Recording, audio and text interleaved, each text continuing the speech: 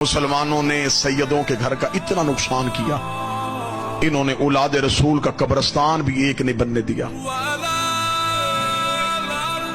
बैरून मुल्क भी बंदा तजारत की गर्ज से गया हो, कारोबार की गर्ज से गया, अल्लाह न करे परदेश में मौत आ जाए। हर एक की ख्वाहिश होती है कि मेरी मैयत मेरे वतन जाए। दफन होना लोग परदेश में पसंद नहीं करते, वो कहते दफन वहीं पे होंगे जहां आबाई कब्रिस्तान। हर एक की ख्वाहिश होती है बाप के पहलू में जगह मिल जाए, मां के पहलू में जगह मिल जाए। आयो मुसलमानों, तुमने कैसा उजाड़ा मोहम्मद का घर। रसूल का कोई बेटा करबला में, कोई काज़मैन में, कोई सामरा में, कोई मशहद में, कोई बेटी शाम में, एक रुलती रुलती लाहौर तक पहुंच गई।